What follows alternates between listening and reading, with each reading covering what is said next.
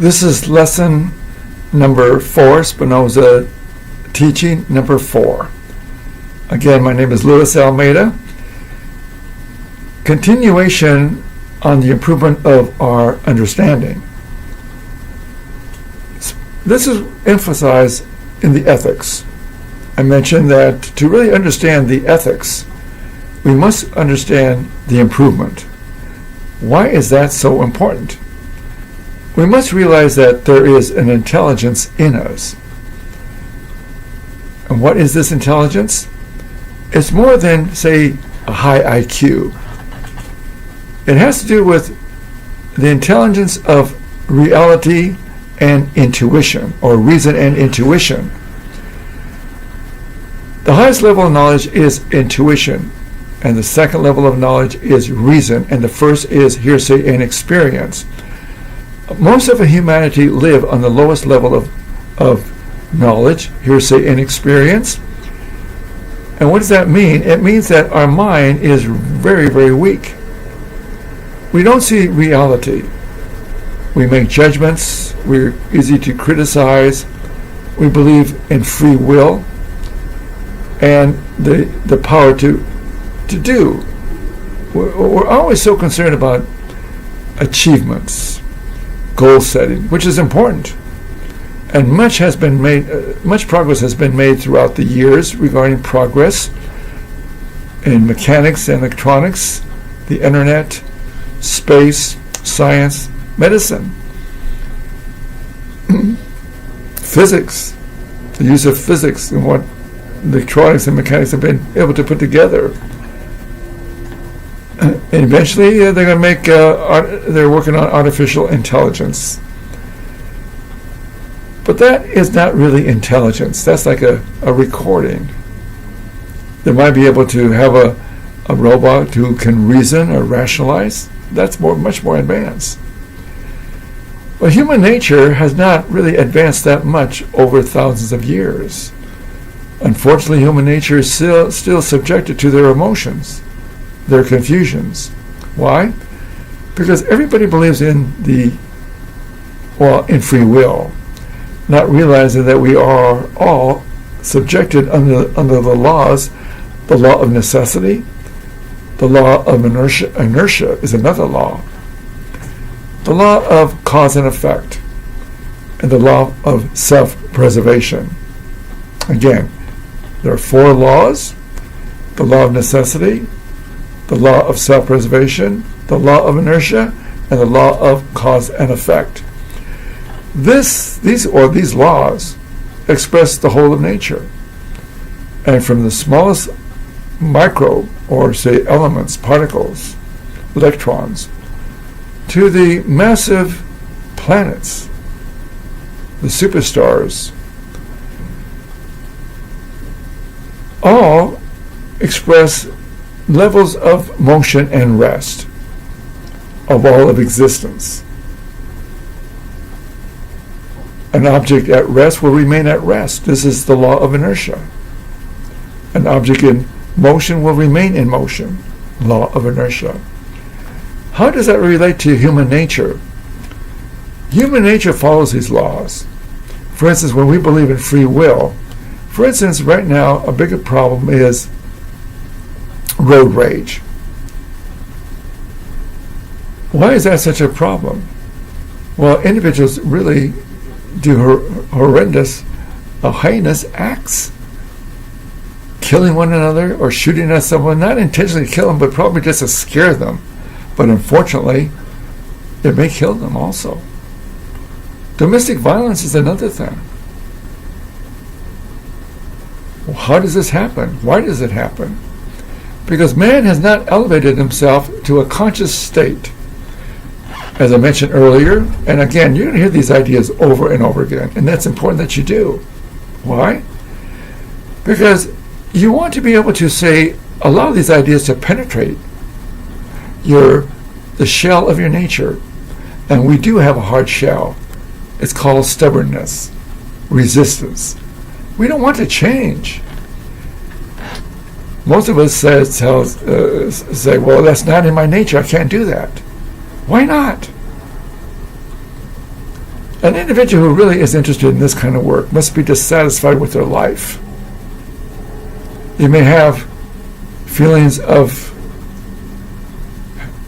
joy and happiness at times with things that they've accomplished or come to, a new relationship, a new job. They may have won a lottery or whatever, or they got a raise. There are many things that give us pleasure, but this pleasure is temporary. As I mentioned earlier, our first video, Spinoza was looking for something that was permanent. And let's review that idea. What is this permanence? Clarity of mind, coming to a certain high level of self.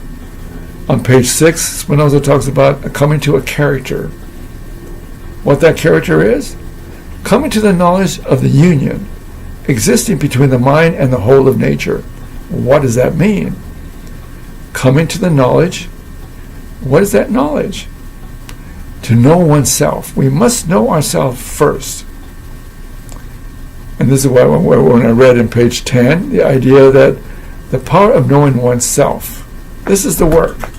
To improve our understanding is to know oneself. How we think. When we have clarity of mind, what a clear idea is, and how to come to more clarity. So I'll give you an example of clarity of mind. You know that 4 times 4 is 16, or 12 times 4 is 48. If you know that geometry, that 3 interior angles equals to 2 right angles, that's the definition of a triangle. It's 3 interior angles equals to 2 right angles. And, or another way of expressing reality, a clear idea, is when 2 lines parallel to a third are parallel to one another. Again, 2 lines that are parallel to a third are parallel to one another. That's a clear concept. Just like 4 times 15 is what? 60. How do I do that? Well, 4 times 5 is 20, then 4 times 1 is 4, add 2, that's 60. Take a little pause. Individual can use a calculator. Why do they have to think about it? But the power is the power of a calculator is, yes, that's a certain power, but inner power of thinking is greater. That's why we have computers, and they help us do our job. But to know oneself, as Socrates explained, is the highest level of knowledge. Therefore, we need reason and intuition. The first level of knowledge will not get us there. And that's what I want to talk. Let's go back to page 114 for a moment. Even before that, let's take a look at page 113 on the 3 levels of knowledge. I'm going to read this, and I think was talking about it on number 3, Spinoza teaching number 3. Now this is teaching number 4. Back to page 113, note 2. From all that has been said above, it is clear that we, in many cases, perceive and form our general notions from particular things represented to our intellect fragmentarily, confusedly, and without order through our senses. Look at that. This reflects on the first level of perception. This is sensory perception. Eyesight, hearing, taste, smell, and touch. 5 senses. They gather information, the lowest level of information. We don't really examine and reflect, especially when we're toddlers, we're young people, up to the age of 10. Our whole nature is, say, designed, stimulated, shaped to believe in what our parents or guardians told us. Everything we believe is hearsay, the religion you grew up in. If you're Catholic, and you believe you're a Catholic or a Protestant or Baptist, you believe what they told you without question. Interesting idea that Spinoza wrote a book called The Theological Political Treatise. In that book, he explained that the Bible is not the work of God, but the work of man. The Bible, Spinoza said, is a good thing. What's good about it? Well, it helps people monitor their behavior.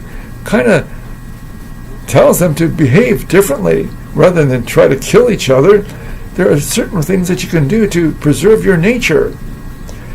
There's more of a moral code rather than understanding God's nature.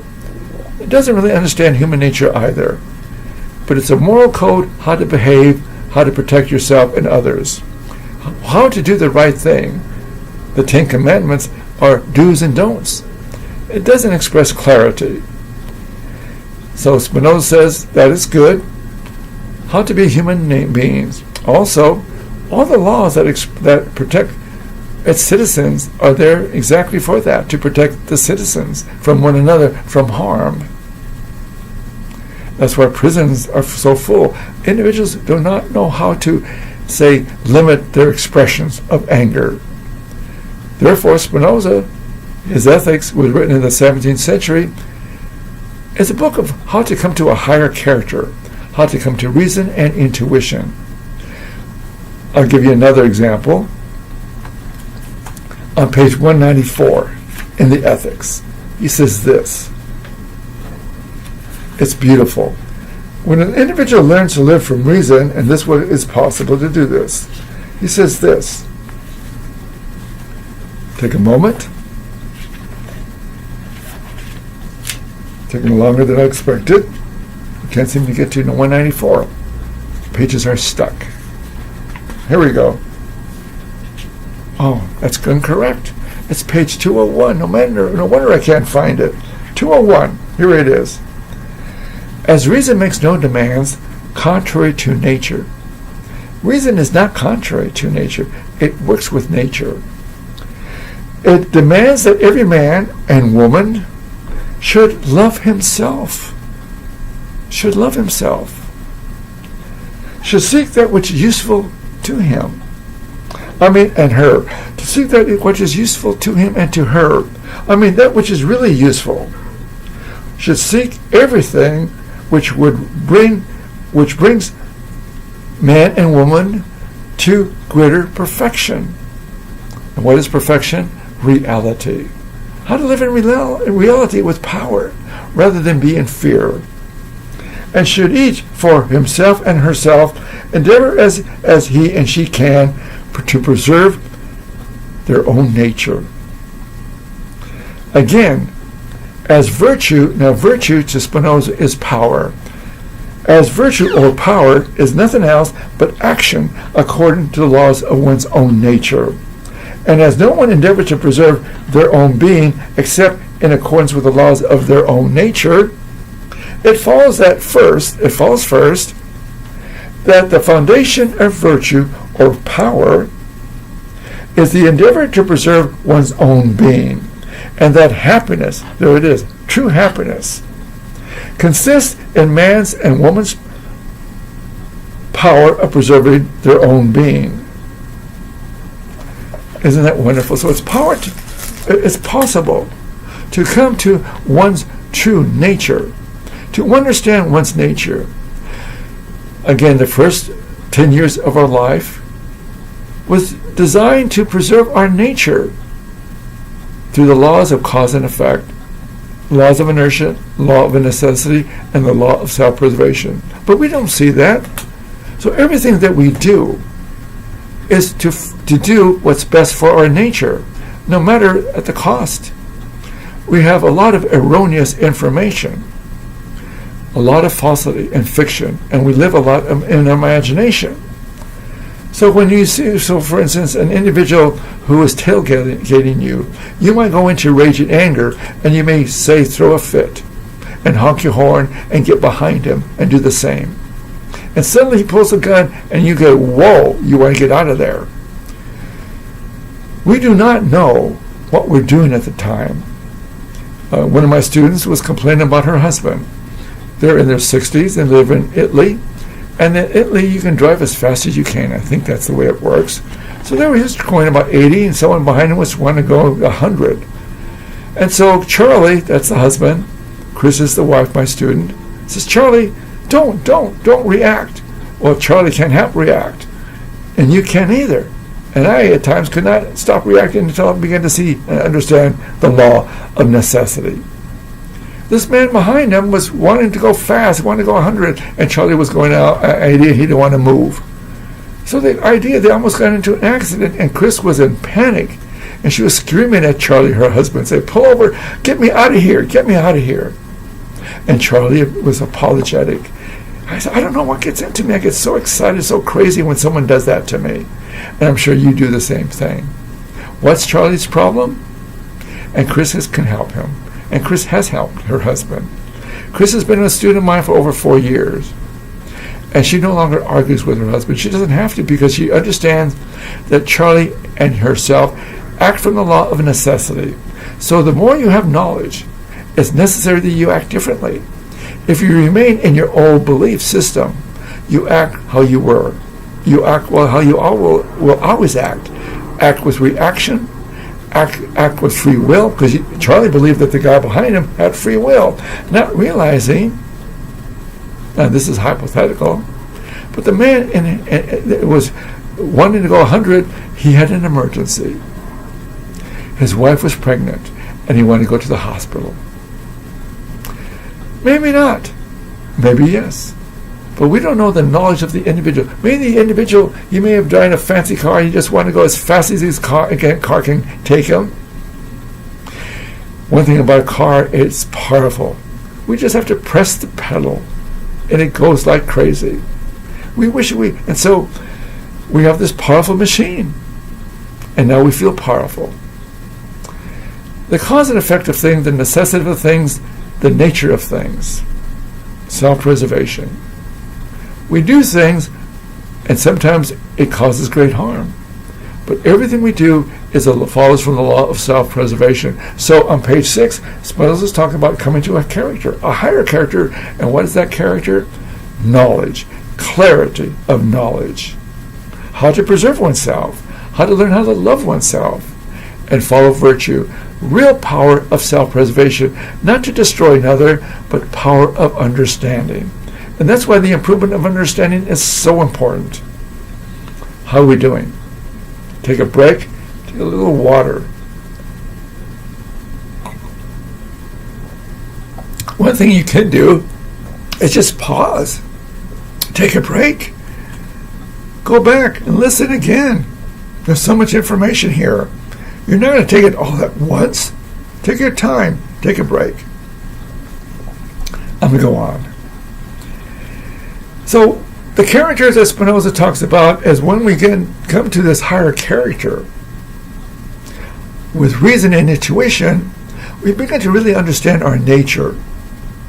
And this is what's interesting. As we begin to understand our nature, we can follow Proposition 1 on page 130. Let's go there for a moment. Why do I want to go there? Because we want to understand what it will take to build this higher character. We want to understand what a clear idea is. Prop 1. Our mind is in certain cases active. This is on page 130, if you follow me. Prop 1, middle of the page. Our mind is in certain cases active, and in certain cases passive. Insofar as it has adequate ideas, it is necessary active. And insofar it has inadequate ideas, it is necessary passive. So Spinoza talks about adequate ideas, or active, and inadequate ideas, passive. So you can see the mind has adequacy or inadequacy. It has clarity or confusion.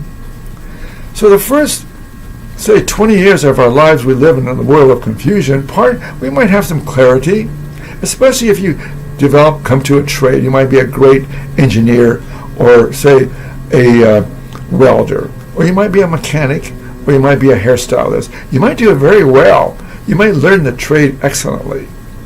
You might be a cook or a prep person, and you can do it clearly and adequately. So you can see how you can be adequate in certain areas of what you do. But I'm talking about who you are. Why do you react so quickly? Why do you feel depressed at times? Because you understand that your mind, you're not thinking clearly. It's possible to think clearly. And how do you think clearly? And this is where the idea of journaling is so important. to begin to write down, write and express your ideas and your feelings. When you have a reaction, begin to write it down. What was the event that triggered you, and what are you feeling? I feel pain, I feel hate, and I feel anger. Then you want to go through Spinoza's ethics and look at the definition of the emotions, and look up pain, look up hate, and look up anger. Begin to understand these emotions. Memorize them. Again, hate is pain accompanied by the idea of an external cause. And what is pain? Pain is a decrease of power, less perfection, a decrease. So, for instance, you have a desire. I ordered, a breakfast. I love breakfast on Saturdays. That's my treat. I love, eggs and bacon and sausage and potatoes and French toast. Again, I do this once a week and have a pot of coffee. With such pleasure. So I go to a restaurant, my favorite restaurant, I ask for this. There's a new waiter, and the coffee is cold. So before I eat, I will get upset. And I'll say politely, the coffee is cold. He brings it in, or the attendant or the service person ignores me. And I'm getting upset. Why? Because I'm not getting what I want. I have desire to have my pleasurable experience. So you can see that we are interrupted during the day. We have a desire to go to work, and your car won't start. Or you desire to go to their coffee shop, and you meet a friend, and they don't show up. Or you go to work, and you're an architect, and your client doesn't show up because you had a big plan to show your presentation to your client. Or you're a nurse, and the temperature in the room is so hot you can't turn the air conditioner down. There are many obstacles that interfere with our desires. So you'll feel pleasure, pain. First of all, you feel a desire, and then if your desire is not met, it's thwarted, you feel pain. You feel stopped. You feel inhibited. So pain basically is a feeling of a lack of power, feeling impotent and helpless. The next emotion is hate. I feel hatred. Hatred is pain accompanied by the idea of an external cause. And then we feel anger. Anger is desire whereby through hatred we are induced to destroy or remove the object of our hate. So desire and hate is in anger. But again, there are many levels of hatred or anger. The individual who is on the highway who uses their car as a weapon, that is extreme anger. Child abuse, home abuse, a lot of problems with people with anger and hatred. But there is freedom. Domestic abuse is a big problem, but there is freedom. What is a freedom? Freedom to understand. And that's why Spinoza says we can come to a higher character. As Spinoza came to this higher character to know himself, he also came to the character of knowing of God's nature, the nature of God. Or what is nature? We'll talk about that next time. Again, thank you for following me, and we're going to talk more about anger and how to overcome anger and how to journal. And we'll go through Spinoza's ethics, and we'll jump around, but bear with me, it'll come all together in time.